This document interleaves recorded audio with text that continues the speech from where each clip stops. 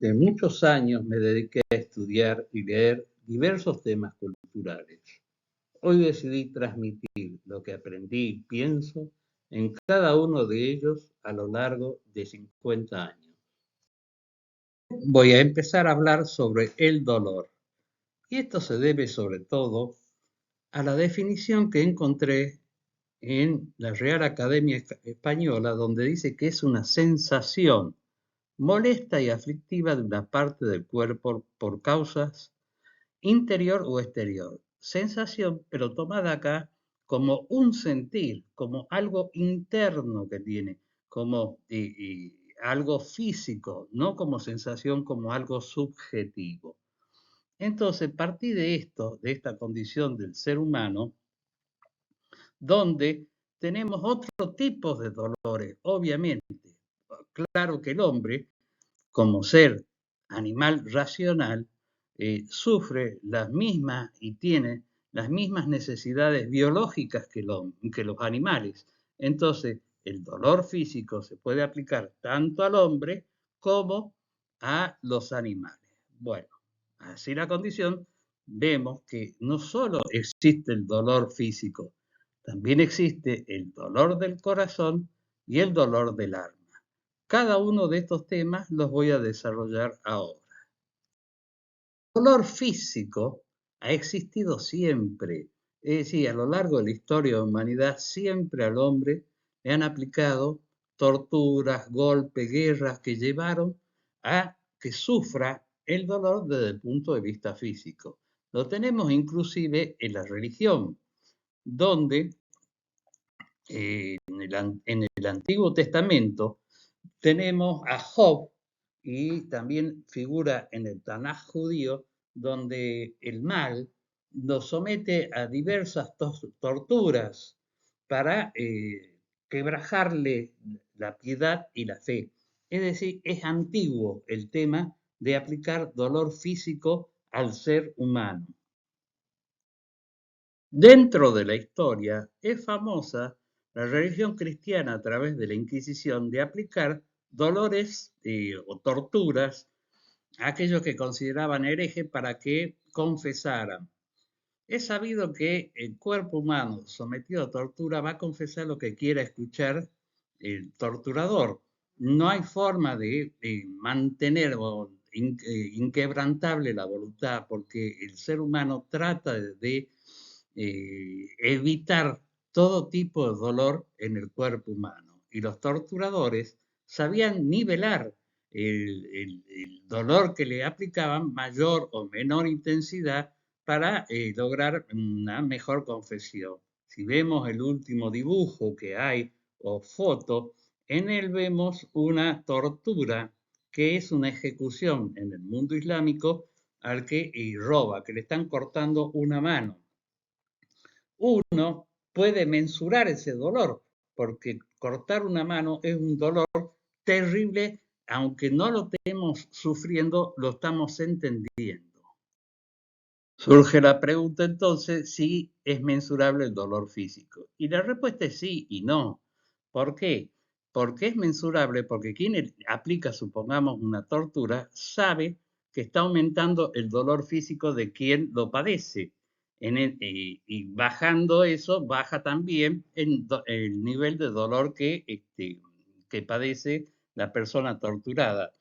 Por lo tanto, la conclusión sería que sí es mensurable cuando se acaba ese dolor, cuando el acto, la acción o el agente que lo genera para. Estamos hablando en el caso de una tortura, no así en el caso de una enfermedad donde ya no depende de la persona. Pasamos ahora al dolor del corazón. Es un dolor que está vinculado a los sentimientos.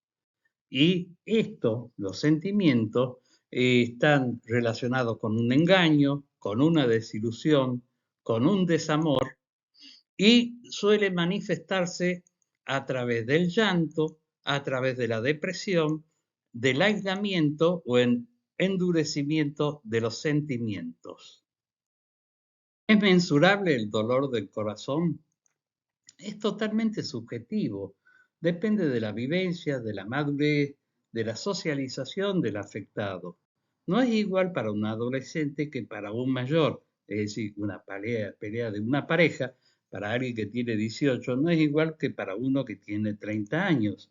Y pretender una medida solo sería por medio de un observador externo, es decir, un observador externo podría decir, no, esto no es tan grave, no es tan importante, pero vuelvo a decir, a cada uno el sentimiento lo afecta de distinta manera. Para algunos se les acaba el mundo y para otros es un hecho que nada más, que finalizó y pasó a hoja nueva, a un capítulo nuevo.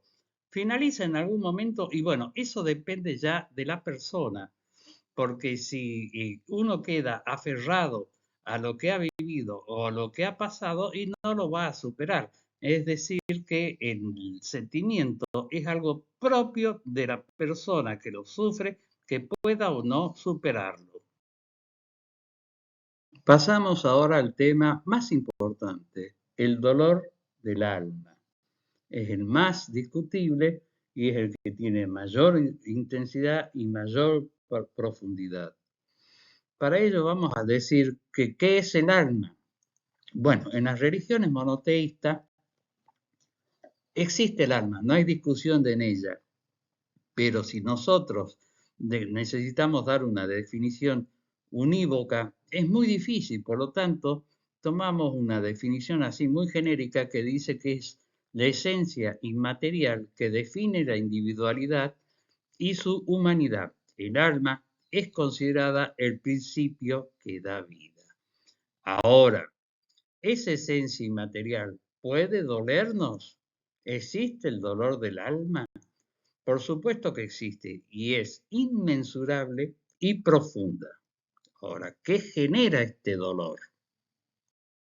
Como partida o como generalidad, podemos decir que es el hecho, el acto, la situación que afecta a un tercero con el cual tenemos un vínculo afectivo o estamos relacionados en nuestra vida afectiva o con un interés personal. Un caso típico generado de este dolor es el hecho súbito, repentino, inesperado, que priva de vida a un ser que estamos vinculados afectivamente.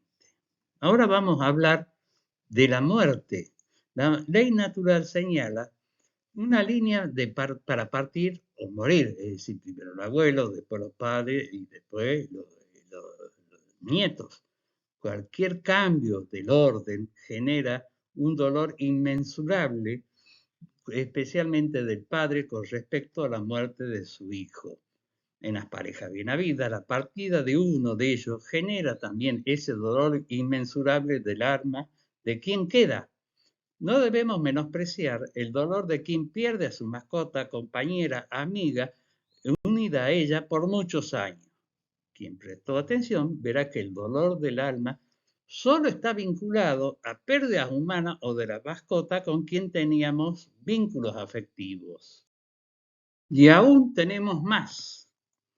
Para quien transita este pesar del alma, verá al ser perdido, al ser querido, en cada rincón de la casa.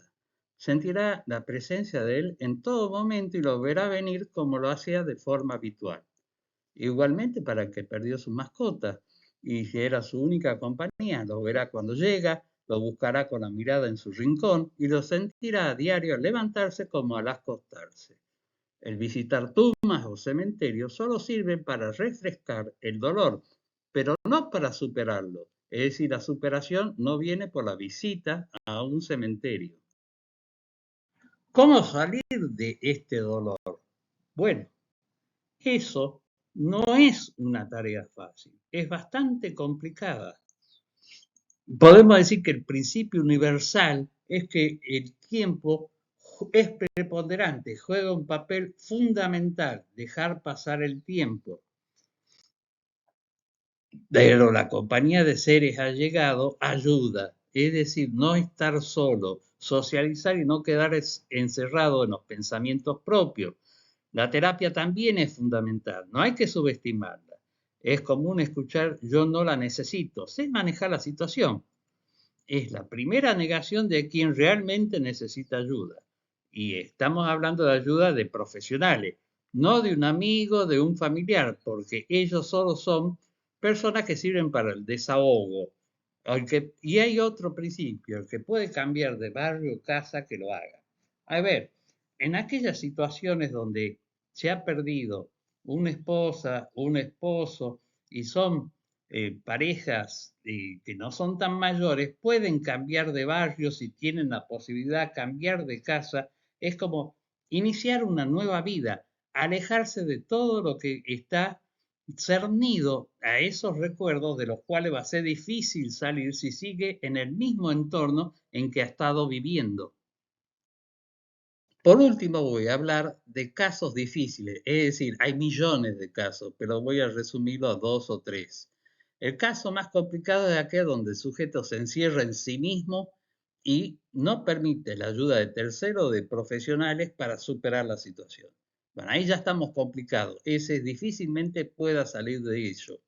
El caso de la viuda, este es un caso donde yo lo viví, donde conozco una mujer que es viuda y me cuenta de la forma en que un accidente muere su marido, con los detalles, con toda la angustia que ella tiene. Y yo al preguntar si esto fue hace 1 año, 2 o 3, me entero que fue hace 22 años. Es decir, no superó la situación ni permitió que la ayuden a superarla.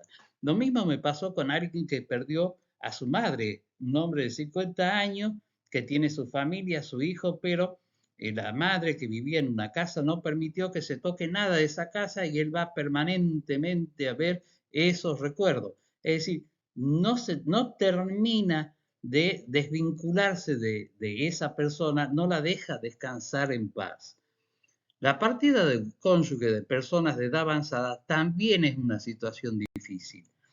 ¿Por qué? Porque la persona que queda está con más tiempo vivido que el que queda por vivir. No es imposible salir. También lo puede hacer a través de la socialización o cambiar de ambiente del que frecuentaba y con ello iniciar una nueva vida.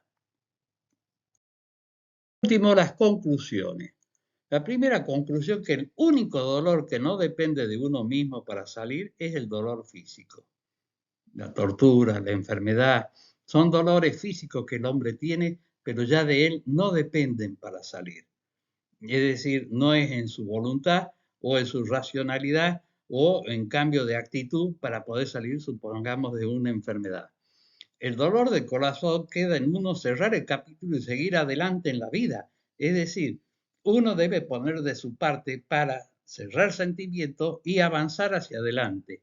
El dolor del alma es el más complicado y conjuntamente con el tiempo, la terapia de expertos permiten cerrar la herida, aunque pueden quedar cicatrices. Bueno, esto ha sido en resumida cuenta lo que puedo hablar del dolor. Si te gustó, dale like al video. Gracias.